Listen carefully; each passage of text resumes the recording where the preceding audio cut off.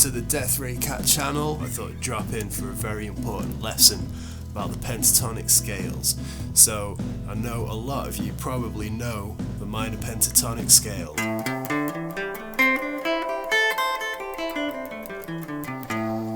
You probably learnt that shape. You might also know that there's some other shapes that you should learn, but you might not have got round to them yet. And you might be aware that you can play it on one string, but you might not have stringed all these bits of information together and got yourself playing with them fluidly. So I'm just going to talk about all these things. Got a few exercises that you can learn and help you get moving up and down the fretboard. I wanted to move to the E minor pentatonic today because the E minor is a nice scale for guitarists especially. So the first thing I wanted to talk about is it's really useful to learn your pentatonic on one string. So we can do major or minor. We're probably going to be focusing mostly on minor because that's what we use a lot, but it's good to be aware that there's the major too. Let's look at the minor in the key of E.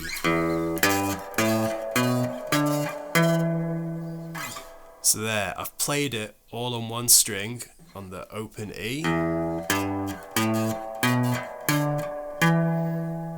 It's quite easy to remember because a lot of these we've got fret markers here. So I've got the open E, the 3rd fret, which is a G, the 5th fret, which is an A, then we're going to go to the 7th fret, which is a B, then we're going to go to the 10th fret, which is a D, and then we're going to finish on an E again. There's actually 5 notes there. 1, 2, 3, 4, 5, and then we return to an E, so that's actually 1. So there's 5 notes there, that's why it's called the pentatonic. So if you know your Greek, pent means 5. You can have a major or a minor pentatonic. That was your minor.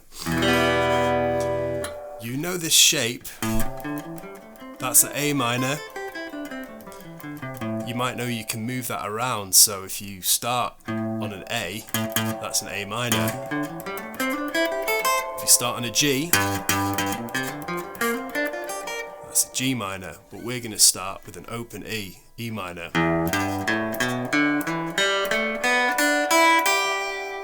So that little box there is the same as the fretted ones, but we're using the open strings.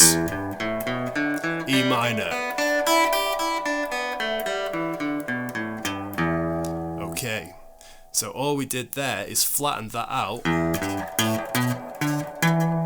into one string, so we're moving horizontally already. So that's your minor shape. It's good to look at these intervals here. An interval is the distance between 2 notes. If you can be thinking about these intervals and how far away each note is physically in frets, that's really going to help you later on. So we're going to start open E, then we're going to go 1, 2, 3 frets up, then 2 frets up, another 2, then 3, 1, 2, 3, and then 2 frets up. You can move that anywhere you want and start with your root, and all of those intervals are going to be the same.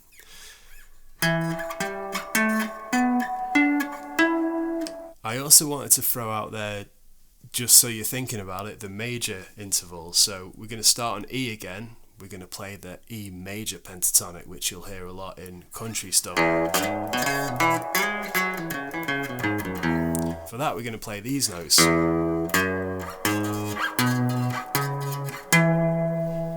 So the intervals are slightly different, there's different notes in there, but we're going to start on an E, end in an E, and it's going to give it that major sound rather than the minor. So we're going to start with the open E, go 2 frets up, 2 more frets up, then 3 frets up, then 2 frets again, and then 3 frets up. Back to your E. 1, 2, 3, 4, 5. There we go. So if you can familiarize yourself with those sounds, or there's your major or your minor, that's going to help you later on. But let's stick to minor for now. It's good to know what notes you're playing. The open E is going to be your starting point. We're going to hear that minor sound repeated again and again within these positions. So let's go back to your first position, E minor.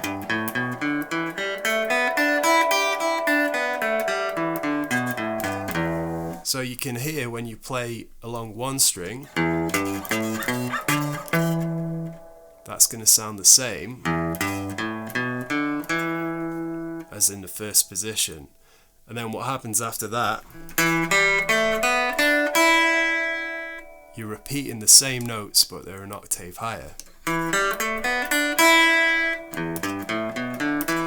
So in all of these positions we're only using 5 notes.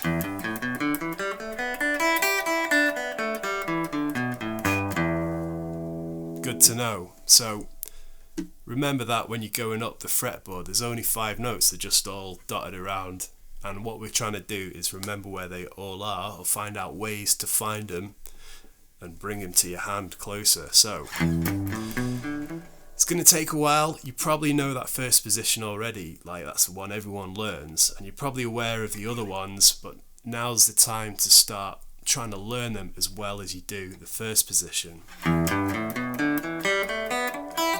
Why are we learning those?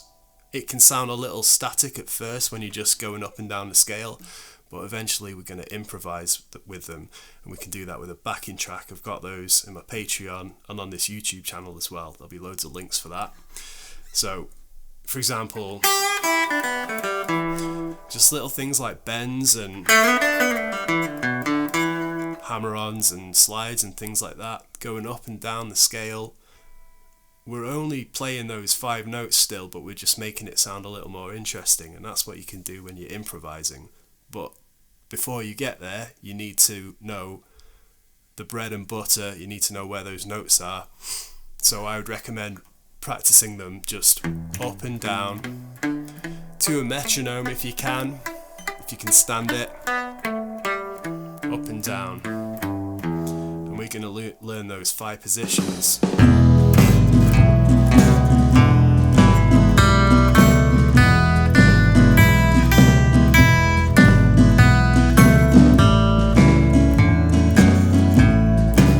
So there's another good reason why I showed you the minor pentatonic on one string. Each of those points, each of those 5 notes in your scale on one string, that's going to show you where to start your next position. So your 3rd fret there is going to be the start of the 2nd position.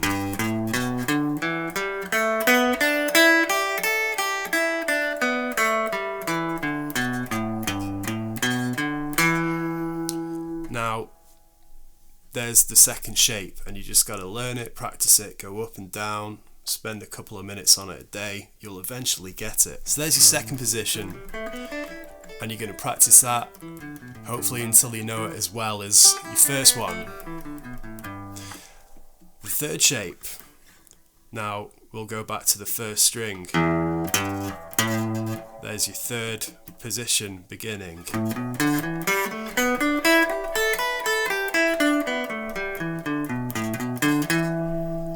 There's the shape, practice that. If you can try and think about what notes you're playing, that helps, but for now, just learn the shapes. You might notice that I come up and land on an E, because I know that's an E right there, the octave. That's just kind of to resolve the scale I've been playing, to give it a bit of context, because otherwise it might sound like something else.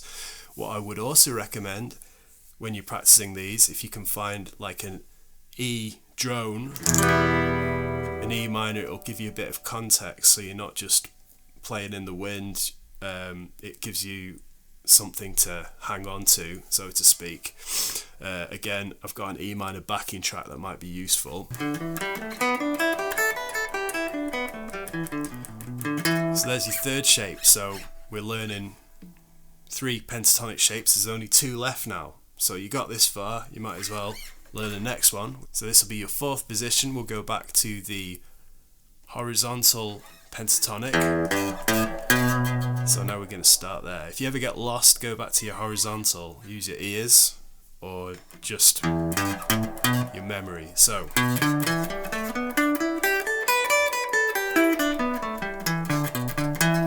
there's your next position, number 4. And like I said, your E's there, so if you can try and think where your root notes are, that's going to help you, because as I was saying before with the single string exercise, you're looking at those intervals. So your first interval from your root is going to be 1, 2, 3 frets up, which is the same on your E string. A lot of it repeats, so it's all the same intervals. There's another E there. You'll find all the roots in each position, so it's worth remembering them. But one step at a time, just remember the notes first. Now we've got one more position. We'll go back to the single line. It's a D, right, so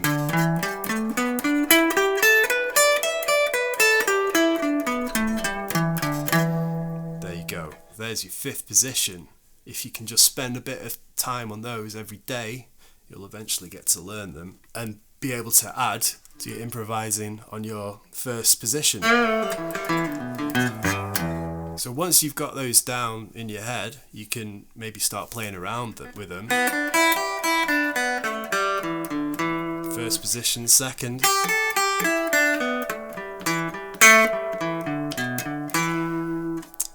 Third position.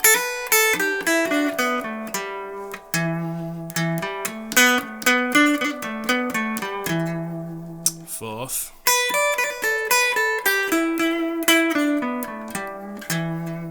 And 5th.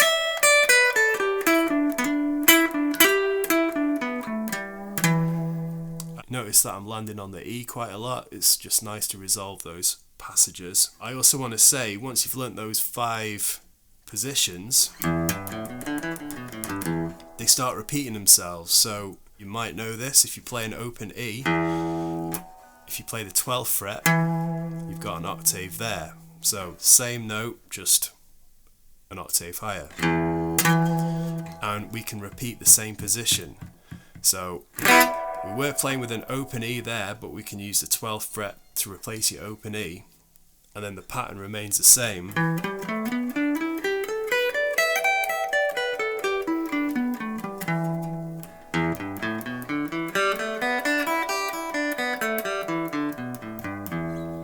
And after that, it all repeats again.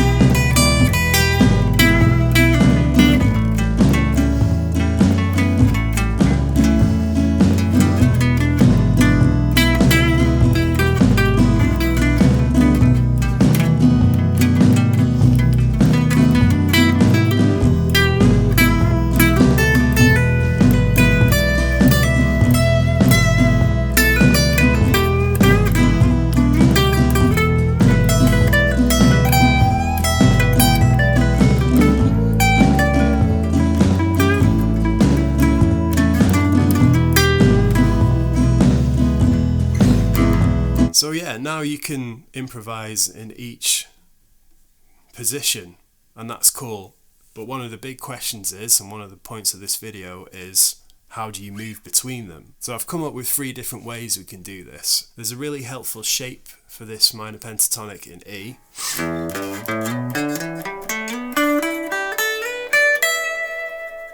This is set out in a way so that nearly everything's 2 frets apart. It's quite easy to remember. And again, we're just playing E minor pentatonic, those 5 notes repeated, but it's set out in a pattern that's going to take you from your first position to your 5th one. So we're going to start on the E string, open E, 3rd fret, with your 1st finger, then ring finger on the 5th fret. We're going to slide up to the 7th, so we've already moved up 3 positions. Now we're going to move to the A string, on 1st finger on the 5th fret. Now we're going to play the ring finger on the 7th fret, which is an E. See how that's the same as, or we're just moving up in a different way. Okay, now we're going to do this little move. Starting where we were on the E, which is the 7th fret on the A string. Then we're going to move to the D string. We've got the 5th fret, 7th, slide up with the ring to the 9th. Then we're going to move to the G string, 7th fret, and then 9th fret. If you string them together, it's going to start to sound pretty cool. So we've moved up 2 octaves there, and we've come 1, 2, 3 on the 4th position already. Now up here it gets a bit funny because we've got that B string. So we start on the 9th fret of the G string, then we're going to go 8th fret on the B string, 10th fret on the B string, slide up to 12th, then we move to the E string, 10th fret, and then we're up to the 12th fret. Okay, so in total you've got and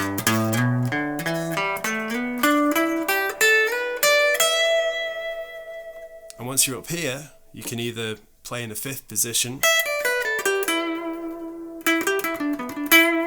or you could go even higher and go to that 1st position again,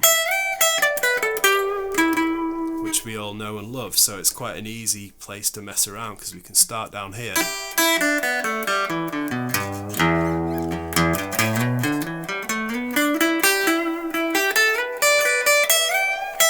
And then once we're up here, and you might have seen me going up and down that scale as well, so you can practice that horizontal E minor lick.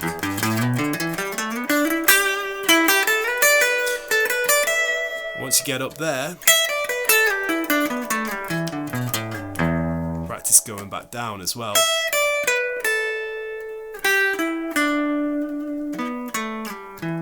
Take your time with it. But then you're able to go up and down that. Pretty cool.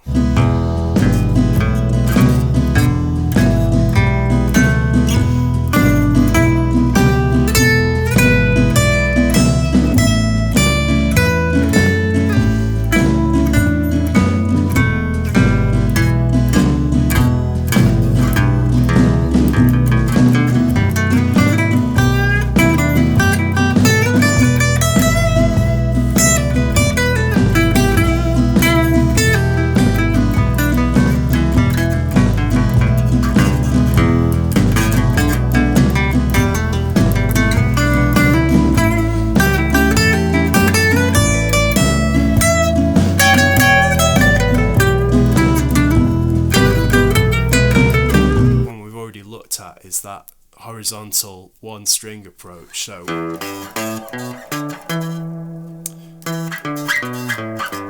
you know, you could be playing down here,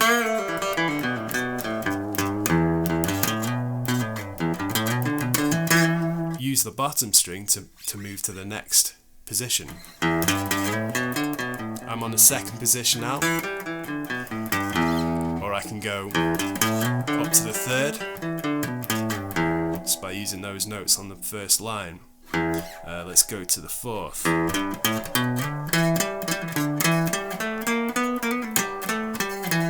There we go. I added in a blues note there. That's for next time. And let's get to the 5th.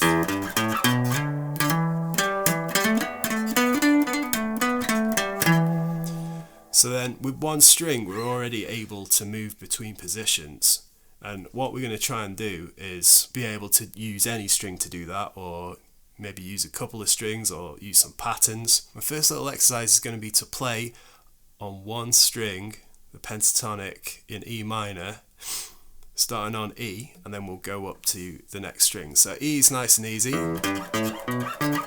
We start and finish on E. We've already looked at that. We've also got another E up here, so we can duplicate that. Nice and easy. So I'm going to find an E on the A string. Now what you can do is use those exact same intervals and go all the way up. A little bit out there. Or if you want to get clever with it, you can go. Once we get to the 12th fret, we can play an open string, so we can keep it in this ballpark. If you're like me, you've got not too many frets up here to play with. That's an option. So here's an E. You can play the 12 or the open E. All of those notes, we're kind of straddling all those positions, but we're just learning it horizontally. So you'll start to see that. So that's your A string, and then your D string. Where's the E? It's there. So that's one string, or if we wanted to repeat ourselves and keep it down here. There we go. G string, where's the E? We've got one here. So again. There, okay. Or again, if we want to keep it down here, we got. Then we're on to the B. Where's the E? We got an E here. And all those intervals are the same, so the first note after your E is always going to be 1, 2, 3 frets up. Then 2, then 2, then 3, then 2 again. Or again, if we want to keep it low. So what we're doing now is we're kind of getting to know where all those notes and where the minor pentatonic is on each string. We're also getting used to the sound of the notes as well, which is dead useful because it helps you find them if you get lost. So in theory, you might be able to like use that. So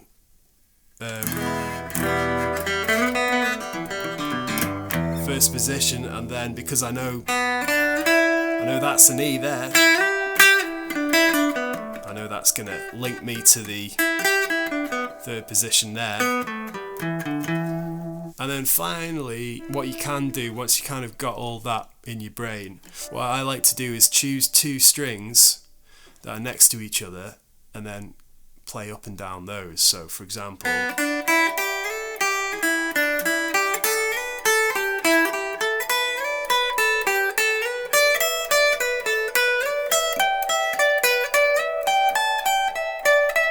so if you know all your positions, you can work out where they are. And yeah, you could choose any two strings to do that.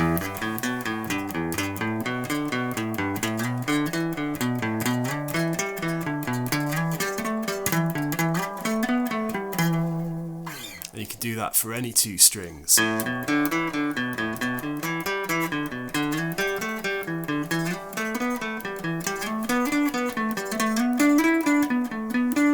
There's only a few patterns there and you'll keep seeing them reappearing, except when you get to the B string and things get a little weird, because when we tune the G to the B,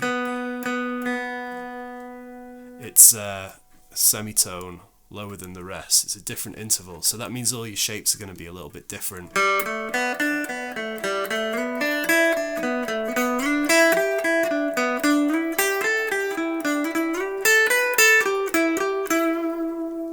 So that B string is pretty nasty, but then you get used to it and it's good to be aware of it. So there you go, I'm going to leave it at that. If you want a backing track to play along to, check out the links below. There's one coming up next in the list. I'll have the tabs for this lesson in my Patreon, the Death Ray Cat Patreon.